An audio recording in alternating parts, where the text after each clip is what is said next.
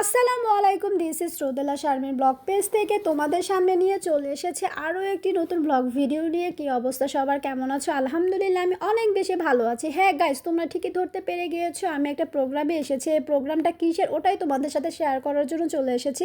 এটা ছিল রোজ মঙ্গলবার 19শে নভেম্বর, নারী উদ্যোক্তা দিবস উপলক্ষে মেহেদি উৎসব ও পণ্য প্রদর্শনী মেলা, নারী উদ্যোক্তা মেলা। এই মেলাটি হয়েছিল সাভারের সেন্ট্রাল হসপিটাল অপোজিটে লালাভাইব রেস্টুরেন্টের ভেতরে। তোমাদের জন্য পুরো মেলাটাই আমি ঘুরে ঘুরে ভিডিও করে নিচ্ছিলাম। আশা রাখছি তোমরা আমার পুরো ভিডিওর সাথেই থেকে ভিডিওটি এনজয় করবা। দেন হচ্ছে লাইক কমেন্ট শেয়ার করে আমার পাশে থাকবা। এখানে আমার পরিচিত অনেক আপুরাই ছিল যারা নাকি মেলা করতেছিল। দেন তাদের ইনভাইটেশন ছিল। আরও একটি মেজর উদ্দেশ্য ছিল, যেটা হচ্ছে কিছুদিন আগে আমাদের সাভারের লেডিস গ্রুপ থেকে একটা কন্টেস্ট হয়েছিল। সেই কন্টেস্টে আমি বিজয়ী হয়ে যে পুরস্কারগুলো পেয়েছিলাম, যে আপুর কাছ থেকে, যে আপুর পেজ থেকে, সেই আপুটাও এখানে মেলা করতেছে। দেন আপুর ইনভাইটেশন ছিল, আপুরা এবং আমার অনেক ইচ্ছে ছিল যে আমরা মিট করে দেন আপু তার গিফটটা আমাকে তুলে দেবে। তো ফাইনালি আসলে আপু এবং আমার দুজনের মনের ইচ্ছেটা পূরণ হয়ে গিয়েছে। দেন কিছুদিন আগে আপু আরেকটা প্রোগ্রামে মেলা করতেছিল, সেই প্রোগ্রামেও বলেছিলেন, ইনভাইটেশন করেছিল আমাকে। দেন আমি যেতে পারি নাই। দেন ফাইনালি এটা আমি আর মিস করি নাই। দেন চলে আসলাম। তোমরা দেখতে পাচ্ছ এখানে সব আপুরা তাদের পণ্য প্রদর্শনী করেছে, দেখতে পাচ্ছ।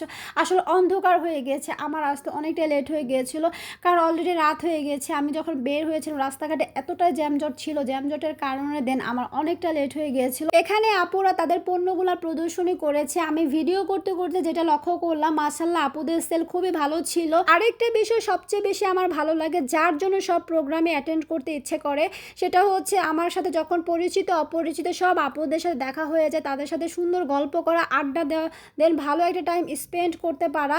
এইটা যে কি পরিমাণ ভালো লাগে কাজ করে, এটা তোমাদেরকে বলে বোঝাতে পারবো না। তাদের সাথে ছবি তোলা, স্মৃতিচারণ হয়ে থাকে, এটা খুবই জোশ লাগে আমার কাছে। ফাইনালি তোমরা দেখতে পেরে গিয়েছো এই সেই কিউট আপু, যার পেজ ঝুমকা পেজ থেকে আমাকে এই কিউট গিফটগুলো দিয়েছিল।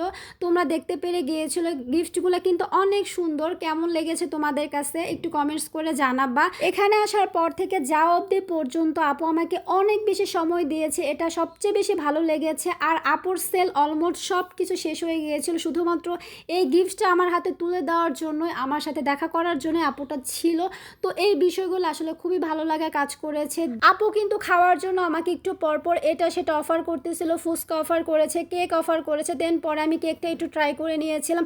আসলে খাবার কখনোই পেটে থাকে না, মানুষের যে বিহেভ, আন্তরিকতা, এটাই কিন্তু সবসময় মনে থাকে। আপুর সাথে প্রথম দেখা হলে কি হবে, আমার একটুও মনে হয় নাই তার সাথে আমার প্রথম দেখা হয়েছে।